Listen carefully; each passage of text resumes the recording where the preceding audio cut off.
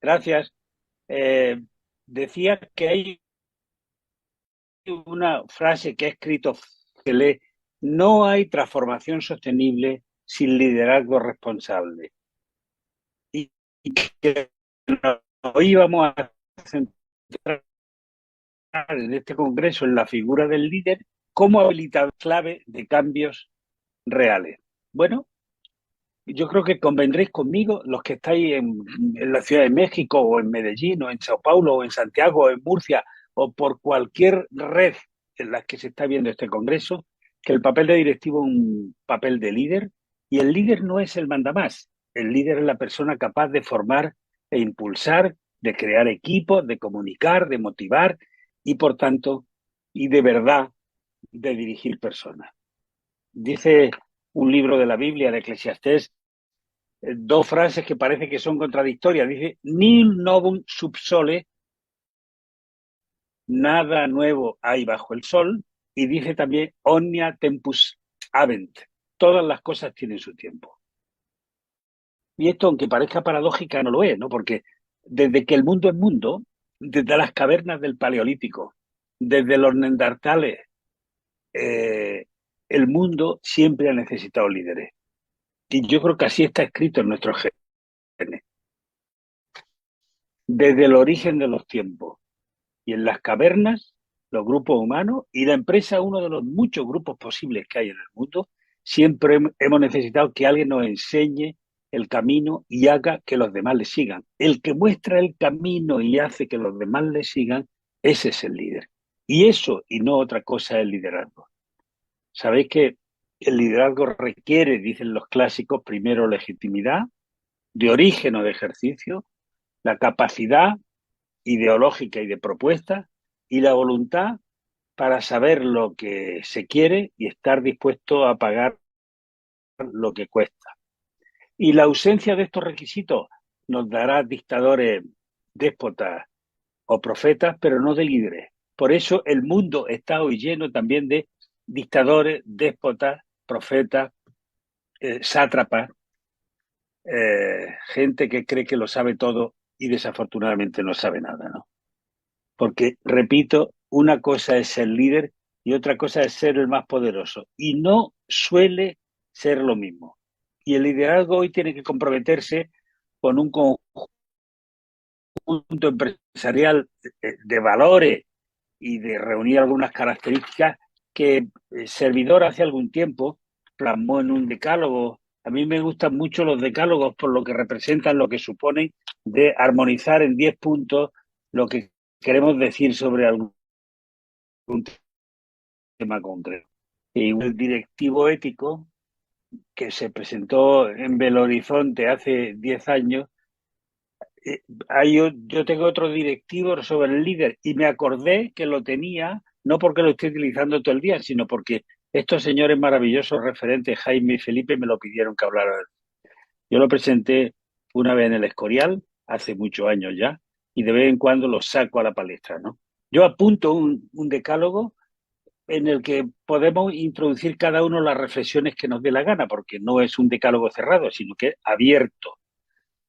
Son los 10 compromisos de los líderes que normalmente son directivos. El primero es que hay que tener mente y misión global, porque lo que hoy ocurre en un mundo tan globalizado como el que tenemos nos afecta a todo, absolutamente todo, global o mundialmente, ¿no? Existen miles de ejemplos que avalan esto que estoy diciendo, pero si el señor Trump se levanta sin haber tenido una buena noche, probablemente nos afectará a todo el mundo porque se le ocurrirá una de sus tonterías y los demás tendremos que aguantar por ahora, ¿no? En la empresa ocurre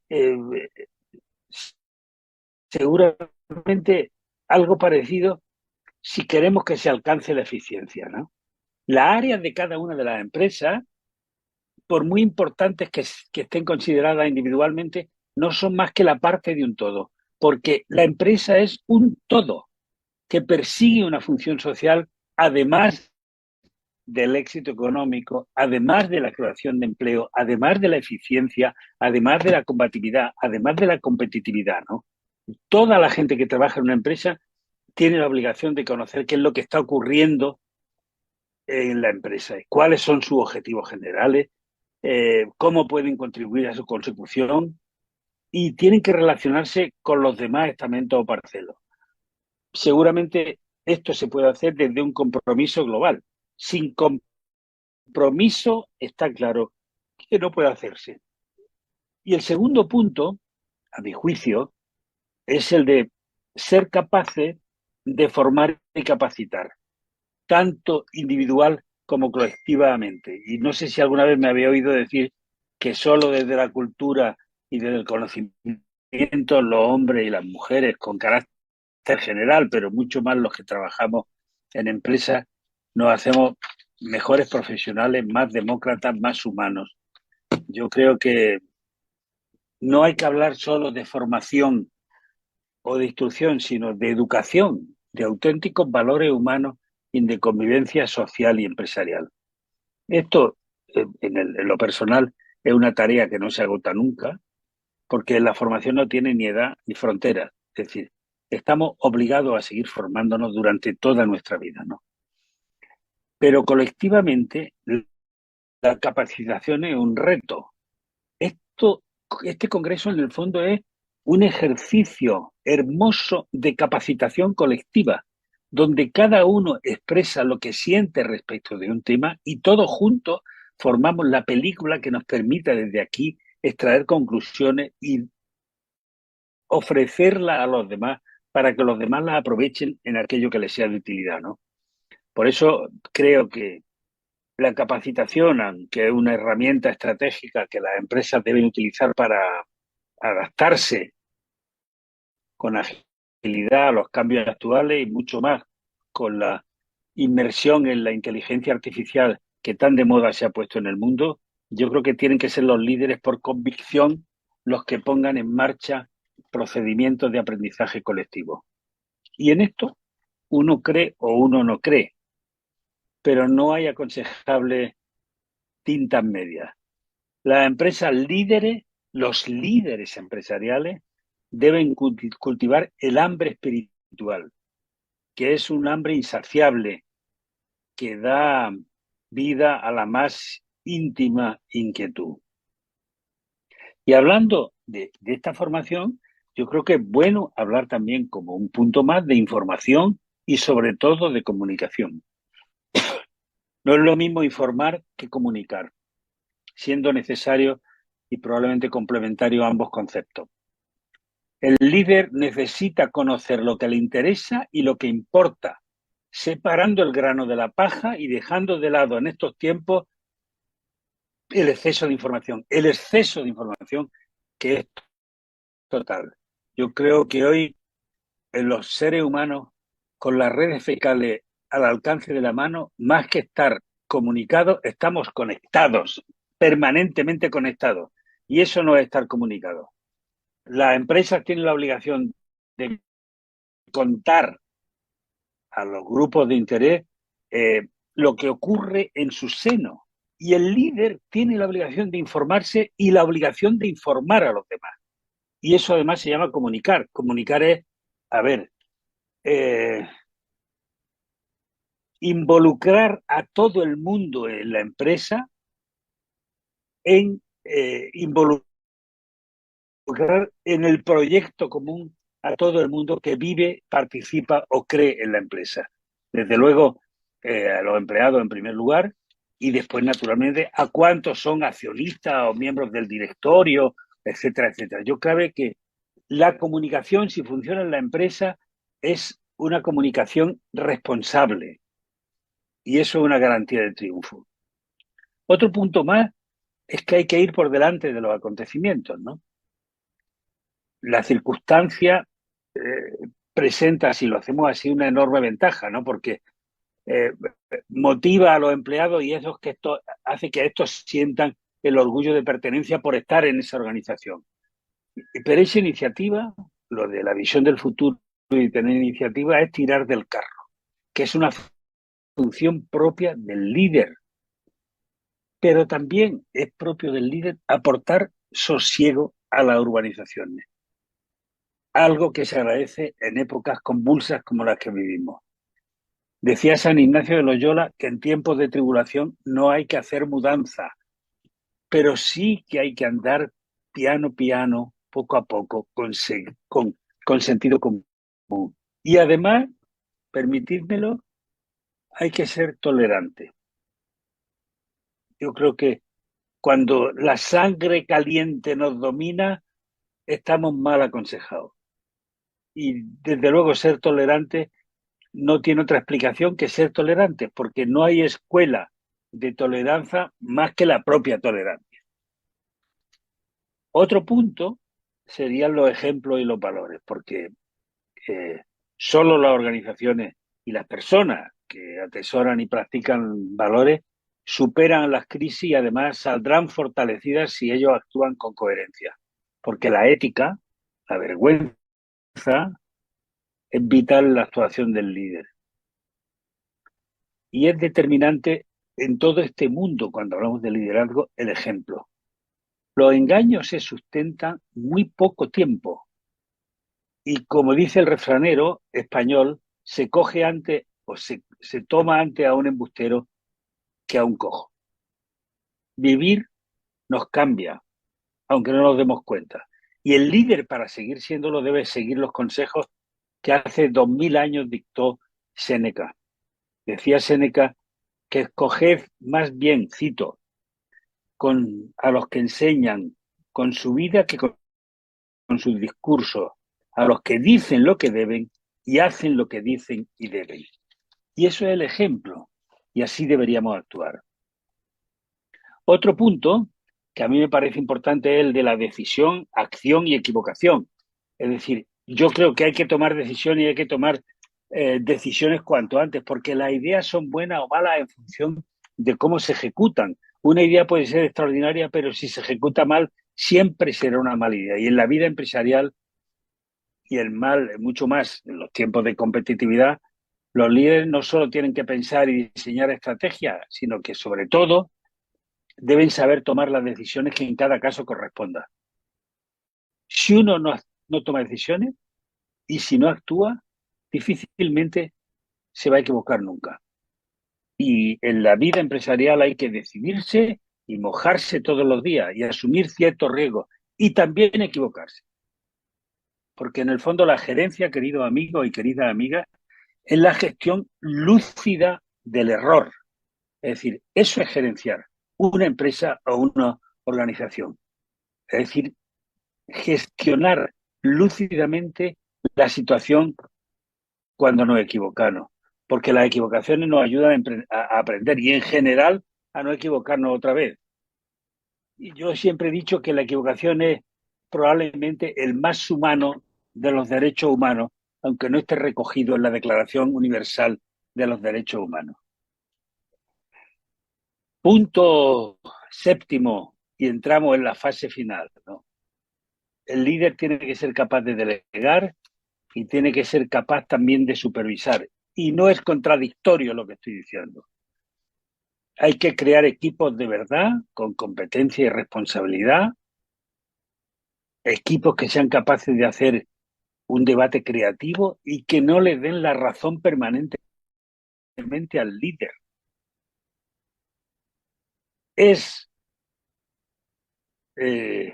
obligación del líder suprimir también las camarillas a las que tanto nos acostumbramos, no solo en el mundo, sino también en el mundo empresarial.